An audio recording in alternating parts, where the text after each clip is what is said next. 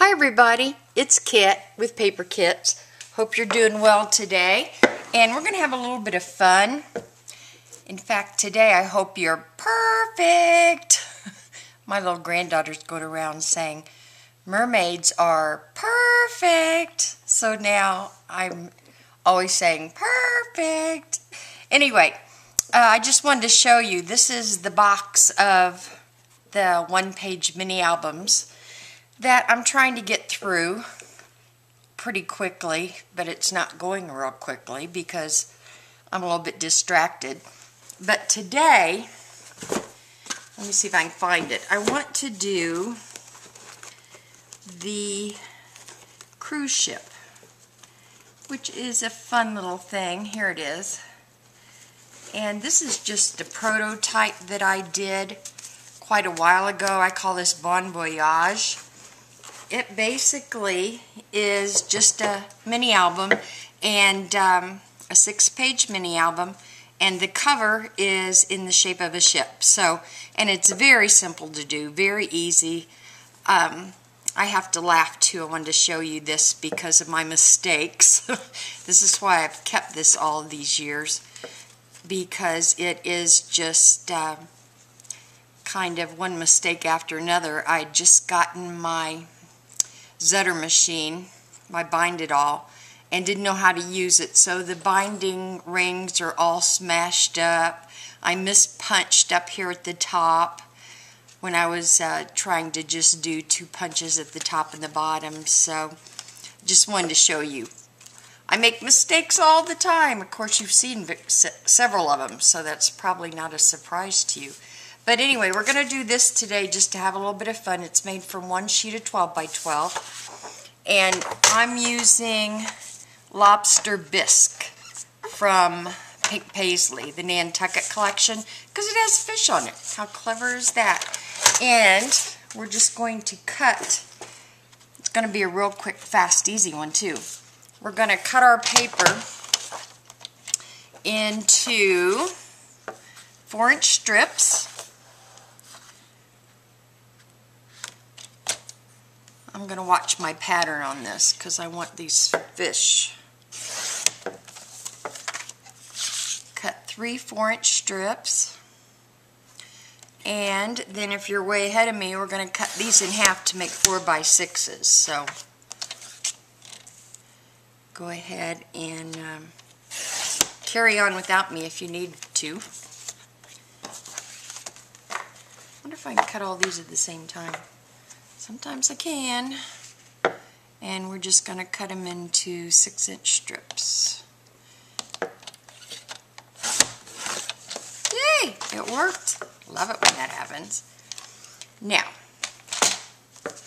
I am going to keep all the fish as inside pages. And these are all good inside pages. This one I'm going to use as the outside page because my ship is going to be green. It's going to be the cover right there. So to make this, we're going to get our scoreboard out. And we're going to put the 4-inch, that's my glue hole unplugger. I keep one everywhere, it's just an old bent up paper clip. Hope you're in camera here. We're going to score this with the 4-inch section at the side, the 6-inch going down this direction. We're going to do a 1-inch score.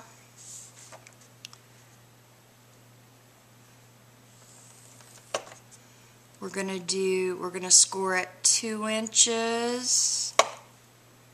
Yes. And then we're going to turn it the other way and we're going to score at the 1-inch just down to that first score line. Then we're going to come over at 3 inches and score down to the second score line. And then I'm going to turn this upside down. These are where we just made our scores. And I'm going to take a pencil and I'm going to mark at the 2-inch mark. Now I'm going to take my scissors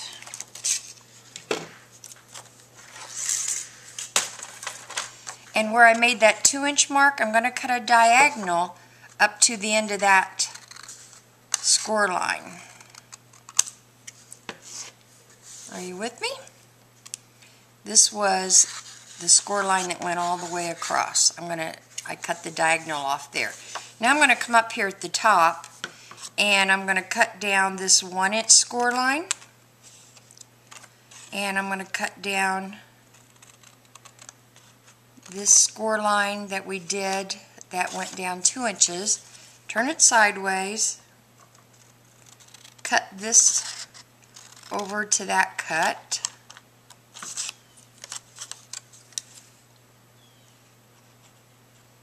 come up here and cut this on that score line up to that cut. Didn't cut that down quite far enough. And there we've got our ship shape. Ship shape! Then I'm going to take my 1.5 inch hole punch. Actually, you know what I'm going to do? I'm going to put this back in the scoreboard just to get me some marking points to make my punches. And I'm going to find my 1.5 inch line, and I'm going to make a little dot at a 1/2 inch. I'm going to make a little dot at the 1.5 inch, and I'm going to make a little dot at the 2.5 inch. You can use a ruler to do that too, or you can eyeball it. I just wanted to, we're going to punch out these little portholes right here, and I just wanted to get a little bit of a visual, because some days I have cross-eyed days and nothing lines up for me. Now I'm going to take my 1/2 inch, did I get a 1/2 inch? Yeah, 1/2 inch hole punch. And I'm going to center that the best I can between my score line here and the cut line up here, and that little dot is going to be in the center of my circle. And I'm going to punch. I'm going to come down here and pretty much do the same. This paper has a line on it, which I luck out because I know I'm just going to set my circle on top of that line and punch. And come over here, get centered. Where's that? There's that line. Those lines are kind of squiggly, but, and punch. And there we go. Now I have 3 evenly positioned portholes. And these portholes that are left over, you could glue them on the side of the windows, like the portholes opening, if you really like literal translations. Or what I do is I use them in my mini album as bubbles whenever I'm doing water stuff. So there we go. And basically your album is done except for decorating. So what I would do too in here is I would put this one behind here.